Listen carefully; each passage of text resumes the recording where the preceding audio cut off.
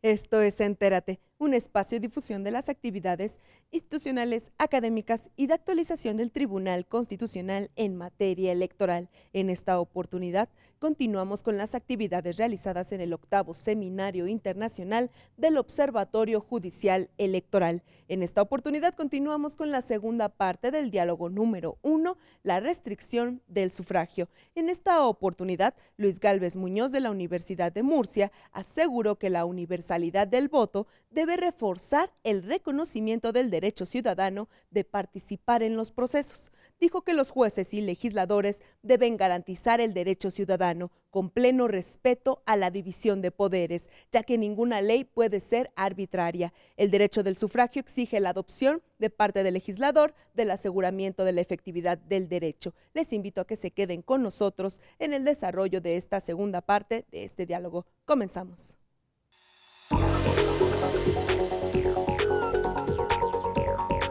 Bueno, hay varias decisiones del Tribunal Europeo y de otros tribunales que trazan esto que les he dicho, pero lo más relevante aquí es el límite del contenido esencial, bueno, otra cuestión es qué es el contenido esencial. Bueno, en abstracto el contenido esencial pues hace referencia, como se ha dicho aquí muy bien, hace referencia a la protección de esos intereses jurídicos fundamentales que están en la base del reconocimiento del derecho, ¿eh? Y también la concepción que habitualmente ese derecho tiene en el mundo jurídico. Eso hay que respetarlo, esas ideas básicas y esos intereses fundamentales que están en la base del derecho. Ese es el contenido esencial de un derecho. Pero claro, igual es el contenido esencial del derecho de sufragio. Eso es otra cuestión. El Tribunal Europeo de Derechos Humanos pues lo ha dicho, pero en fin, eso también hay que interpretarlo. El Tribunal Europeo de Derechos Humanos habla del contenido esencial como lo identifica con el respeto de la libre expresión del pueblo en las elecciones. Bueno, eso es una concreción a medias. Y luego habla en una sentencia, ninguna de las condiciones impuestas deben poder afectar a la libre expresión del pueblo para la elección del Poder Legislativo. Dicho de otra manera, deben reflejar y no contravenir la integridad y efectividad de un procedimiento dirigido a expresar la voluntad popular a través del sufragio universal. Bueno, pues a mí no me queda claro del todo qué es el contenido esencial del derecho de sufragio. Yo creo que esto es una materia que hay que continuar. Animo a alguien a hacer una tesis doctoral, un trabajo fin de máster sobre la materia, porque el tema es relevante. Los tribunales, estos son declaraciones muy genéricas, la libre expresión del pueblo en las elecciones. Pues a mí no me queda claro cuál es el contenido esencial. Bueno, pues trazadas estas grandes ideas o principios en la materia de la restricción del sufragio, del reconocimiento del sufragio universal, quería analizar las sentencias, en especial las sentencias que nos han traído a esta mesa y fundamentalmente el caso de mi homónima, ¿no?, que era Berta Xochimil Gálvez. Y el siguiente caso es un caso de la Corte Interamericana de Derechos Humanos, pero que veo menos conflictivo. Porque es difícil no estar de acuerdo con el tribunal. De hecho, fue adoptado por unanimidad también y bueno, pues tiene un interés más doctrinal, como me apuntaba el doctor Luis Efrén esta mañana. Y me voy a centrar, por razón de tiempo, en la sentencia mexicana. Bueno, el planteamiento ya lo ha hecho el moderador de la mesa. Y el tribunal consideró, no tengo que repetirlo, que esta persona pues, fue excluida por no reunir el requisito de inscripción en el censo electoral, ¿no?, de Distrito Federal.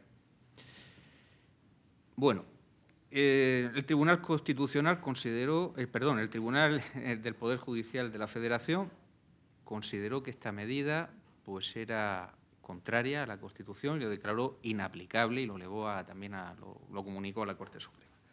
Bueno, pues hay que decir que yo estoy de acuerdo con la decisión de revocar el acuerdo impugnado. Estoy de acuerdo con la decisión de revocar ese acuerdo del Instituto Electoral del Distrito Federal y otorgar luego el registro correspondiente a la candidata, que era del Partido de Acción Nacional. Pero no estoy tan de acuerdo en la argumentación utilizada. En mi opinión, no estamos ante un tema tanto de fin legítimo, sino de interpretación conforme y de interpretación sistemática de la regulación electoral. Vamos a ver, ¿qué se persigue con el requisito de la inscripción en el censo electoral? Porque esta persona fue excluida por no estar en el censo del distrito, pero sí tenía residencia efectiva. ¿Qué se persigue con ese requisito de la inscripción censal? En la sentencia no se aclara. ¿Qué se persigue? Porque esto es importante estudiar. En la sentencia se dice, no cumple el requisito del fin legítimo. ¿Pero cuál era el fin legítimo? El fin legítimo, pues vamos a ver, parece que era demostrar el vínculo de pertenencia con la comunidad. Parece. No está expresamente en la sentencia. Parece que era demostrar el vínculo de pertenencia con la comunidad. No sé si también era acreditar que se reúnen los requisitos para ser elegible. En España es así. En España el requisito de la inscripción en el censo, cuando en las comunidades autónomas que lo eligen para sus elecciones, el requisito es ese, acreditar de una manera rápida, fácil, el requisito de que se cumplen que se cumplen las condiciones para ser elector, porque para ser elegible primero tienes que ser elector. Pero no me queda claro qué perseguía el legislador con ese requisito. Y claro, si el requisito era demostrar el vínculo con la comunidad, tenemos que preguntarnos a continuación, antes de declarar que esto es inconstitucional, tenemos que declararnos, ¿existía un medio alternativo de conseguir ese fin? ¿Existía un medio alternativo? Pues yo creo que sí. Existía un medio alternativo que era precisamente la residencia efectiva. Parecía que, en mi opinión, los dos requisitos, el requisito de la inscripción en el censo del distrito y el requisito de la residencia efectiva, perseguían el mismo fin de demostrar la vinculación con la comunidad. Lo que pasa es que el requisito de la inscripción en el censo es un requisito público que se acredita en un momento y que, sin embargo, de la residencia efectiva pues ya hay que acreditarlo con más medios, con más acciones, es más dificultoso. También habría que preguntarse, ¿ha tenido el afectado una actitud diligente? Esto es importante. Esto lo ha traído el Tribunal Constitucional a colación en algún caso a la hora de conceder un amparo o no conceder un amparo, a la hora de intentar cumplir de manera subsidiaria con un requisito. Es decir, que ese requisito no sea inexcusable, sino que haya medios alternativos para cumplirlo, para cumplir con el fin de ese requisito. Entonces es importante la actitud del afectado. Y en este caso sí que el tribunal dice que el afectado ha tenido una actitud diligente. Y finalmente, tampoco tengo claro la procedencia de aplicar en este caso el test de proporcionalidad como hace el tribunal. Y no solo la prohibición de arbitrariedad.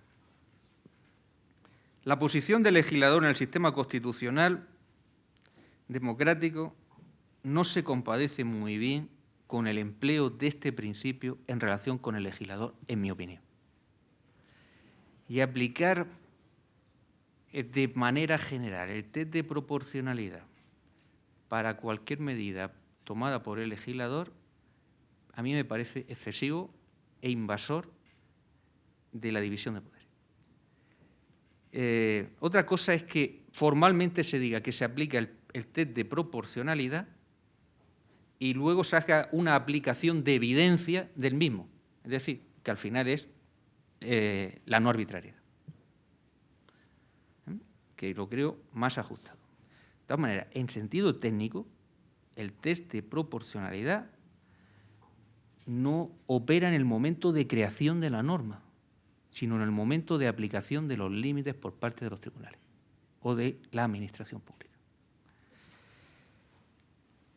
Por ello, los tribunales suelen limitar, y en concreto el Tribunal Europeo de Derechos Humanos, y con esto concluyo, suelen limitar en el ámbito electoral la aplicación del principio de proporcionalidad en relación con el legislador a los casos de sufragio activo, no pasivo, y a los casos en que está en riesgo un factor de vulnerabilidad.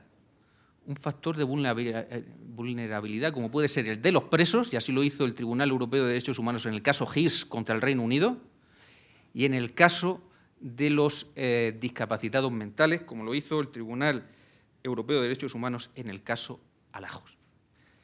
Pues nada, muchas gracias por su atención y al moderador por su espera. Gracias. Muchas gracias, doctor Gálvez. Cedo la palabra al doctor Luis Efraín Ríos. Bien, muchas gracias, Mauricio, Luis. Bueno, yo voy a entrar a la discusión específica de los casos a partir de las dos temáticas que forman parte de esta mesa. Por un lado, lo que tiene que ver con la residencia efectiva para poder ser electo, es decir, como un requisito necesario, condición necesaria para poder ejercer el derecho al sufragio pasivo, y me detendré específicamente a dos cuestiones concretas del caso Gálvez, el otro Gálvez, no nuestro ponente, sino la candidata Xóchitl Gálvez, y la condena penal como forma de restricción para el sufragio pasivo relativa a la doctrina López Mendoza, que es el sistema interamericano. Espero tener el tiempo suficiente, son 20 minutos, 25 minutos para poder apuntar nada más las cuestiones y algunos comentarios críticos que tengo sobre el tema. Bueno, sobre el primer tema, la residencia efectiva. La pregunta inicial que tiene que ver con esta cuestión de la residencia efectiva para poder ejercer el derecho al sufragio pasivo tiene que ver con una pregunta central de la filosofía política cuando se discute cuáles son los principios esenciales que justifican el derecho al sufragio, el derecho a gobernar. Fundamentalmente en la filosofía política se acuden a dos principios, el principio de idoneidad y al principio de interés afectado. Es decir, ¿por qué las personas tienen derecho a participar en los asuntos públicos y a gobernarse a sí mismos y a los demás bajo el principio de las elecciones libres? Una de las respuestas basada en un principio soberano relacionado con la idea de territorialidad es que las personas tenemos derecho a participar en la conformación del demos, simple y sencillamente porque formamos parte de esa comunidad. Y formar parte de esa comunidad se desglosa en términos soberanos a partir de varias categorías. Una categoría puede ser la nacionalidad, otra categoría, obviamente en términos soberanos, es la territorialidad. Y sobre ese principio se desarrolla entonces el requisito de la residencia efectiva. Dicho de otra manera, solamente las personas que residen en el lugar donde se va a ejercer el sufragio y en donde se va a ejercer el cargo público representativo son solamente aquellas que les corresponde participar en los asuntos públicos. Y ahí obviamente que tenemos, bajo la perspectiva de la filosofía política, diversas razones. ¿Por qué una persona que solamente reside en el lugar tiene derecho al sufragio? Obviamente, una de las ideas las apuntaba Luis Gálvez, tiene que ver con la vinculación de su comunidad política. Sería extraño que le otorgáramos, por ejemplo, en México el derecho a los italianos a participar, por ejemplo, en los asuntos públicos. No solamente es extraño, en nuestra Constitución los expulsamos, ¿no? O sea, si se les ocurre a ustedes venir a esta mesa y participar públicamente en los asuntos públicos, hay un artículo 33, que se los recuerdo, que implica la posibilidad de expulsarlos. Ya tienen garantía de audiencia, ya tienen una garantía más, pero digamos, no forman parte del demos político en ese sentido. Y los norteamericanos, digamos que nos dan una frase muy básica que era fundamental en la independencia de los Estados Unidos, relativa a los impuestos, ¿no? O sea, el que paga los impuestos es el que tiene el derecho a participar, ¿no? Al margen de las justificaciones filosóficas que se tienen sobre la residencia efectiva, me parece que esa es la idea central, el interés afectado que una persona tiene en su comunidad y que a partir de ese interés afectado, la única forma de demostrarlo es a través del principio de territorialidad de la residencia efectiva. Obviamente que, como es filosofía política, hay mucha discusión sobre eso, ¿no? Porque no sé, Robert Dahl, por ejemplo, dice, si el principio de interés afectado es el fundamento del sufragio, entonces, por ejemplo, las gentes no sé, en Estados Unidos, que no forman parte de Estados Unidos, pero que nos afecta el gobernante, pues debemos de participar en esas decisiones, ¿no? O sea, ustedes piensen, por ejemplo, cuántas decisiones que adoptan en Washington nos afectan a todo el mundo, pues muchas, ¿no? Y por ese solo hecho vamos a poder elegir el próximo presidente de los Estados Unidos de Norteamérica, pues bajo esa idea de principio afectado diríamos sí, porque nos interesa que la persona que va a apretar el botón, pues en un determinado momento tenga nuestra representación, pero bajo estructuras de democracia electoral, solamente en la perspectiva del territorio, a partir de la categoría de residencia efectiva, es como se opera la democracia, porque si no, entraría la idea del sufragio como función, ¿no? O sea, sería infuncional que todo mundo pudiera votar en cualquier lugar, bajo cualquier circunstancia, independientemente de nuestros territorios, ¿no? Bueno, bajo esta idea, yo comparto los comentarios que comenta Luis. Coincido obviamente en el sentido del fallo, no coincido en las argumentaciones que realiza el tribunal para llegar a esa decisión. Me parece que fue razonable y acertada la decisión del tribunal de permitir el derecho a postularse a un cargo público representativo que se le había impedido a la candidata porque su credencial de elector no tenía el domicilio del Distrito Federal y que es uno de los requisitos previstos en una porción normativa. Pero me parece que el utilizar el principio de proporcionalidad y además inaplicar con base en ese principio de proporcionalidad una norma de esta naturaleza me pareció excesivo, irracional e inusitado. O sea, al revés, ¿no? Lo digo en términos estructurales. Primero, creo que la primera argumentación que había hecho el tribunal tenía que ver con cómo demostrar la residencia efectiva. Y si uno lee la sentencia, se da cuenta que el tribunal hace un análisis muy claro en términos de la cuestión de la prueba de otras formas distintas de probar la residencia efectiva. Por ejemplo, pues el lugar en donde paga sus impuestos es en el Distrito Federal, el lugar en donde tiene su, ¿cómo le llaman?, su vinculación con el municipio, pues es el Distrito Federal, donde realiza sus labores es el Distrito Federal, entonces ahí es donde tiene su residencia efectiva. Y eso me parecía que era suficiente para dar por demostrado este requisito. No necesitaba, a mi juicio, declarar inconstitucional el requisito del domicilio. Entonces, los que son expertos, por ejemplo, en justicia constitucional, señalan que cuando un juez va a inaplicar una norma, tiene que ser deferente con la voluntad popular y tiene que ver otras formas de interpretación, por ejemplo, de interpretación conforme a la Constitución, para resolver el problema.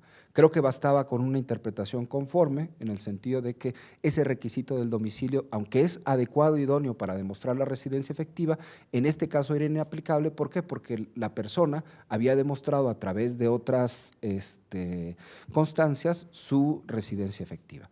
Dicho de otra forma, el tribunal puede haber dicho: el requisito que se establece del domicilio como condición necesaria para demostrar su residencia es adecuado para demostrarla, pero es insuficiente para tenerla por desacreditada si la candidata demuestra con otros medios de prueba su residencia efectiva.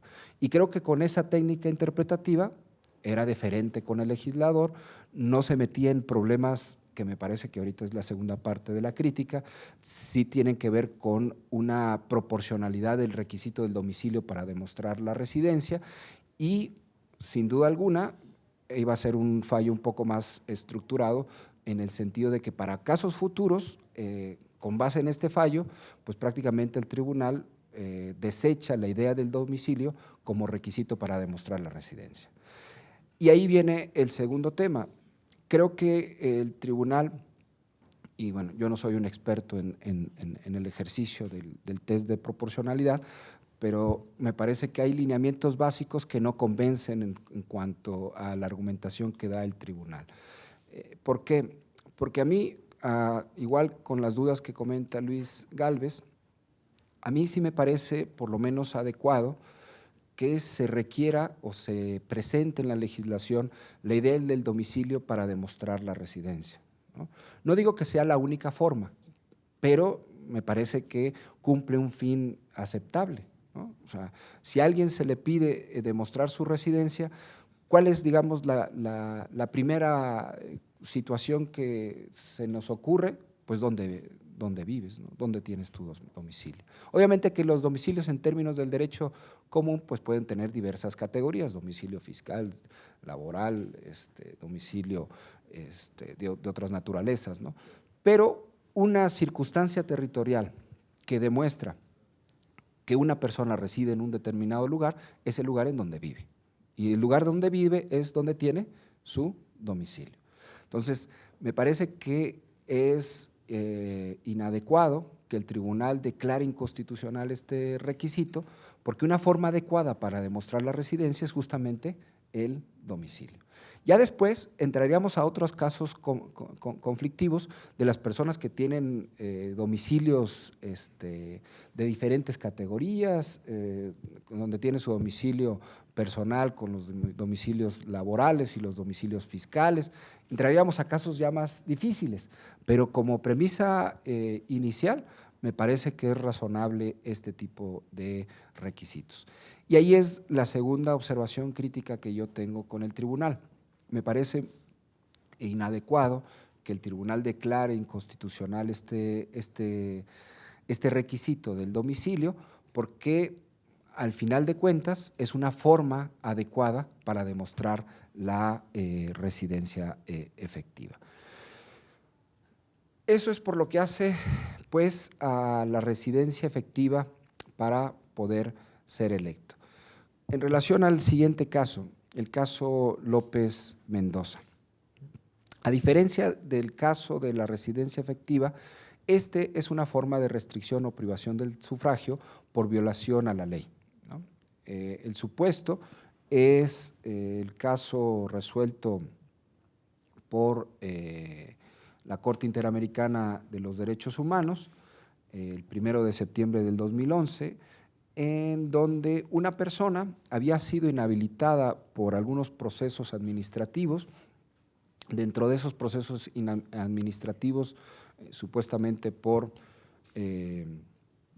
algunas violaciones en el ejercicio de su cargo público, se le privó del sufragio del derecho pasivo y no se le permitió presentarse a las elecciones, en este caso en su país de Venezuela. Y la discusión estriba en la cláusula interamericana que prevé que las limitaciones a la privación del sufragio, dice la cláusula, son exclusivamente por condena penal.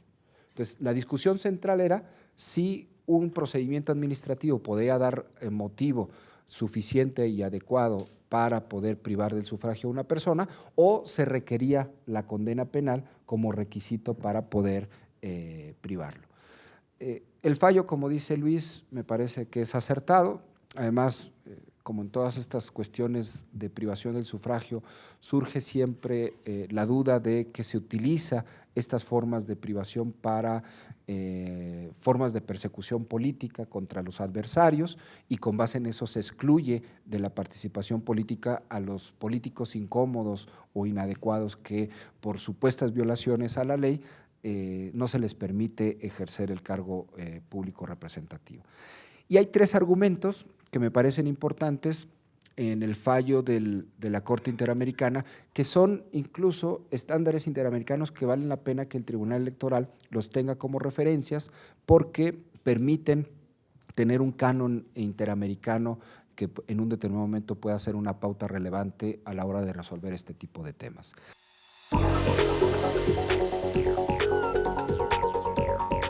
Gracias por acompañarnos en esta emisión de Entérate. Los esperamos en otra oportunidad con más de las actividades realizadas en el 8º Seminario Internacional del Observatorio Judicial Electoral. Soy Roxana Noriega. Hasta la próxima.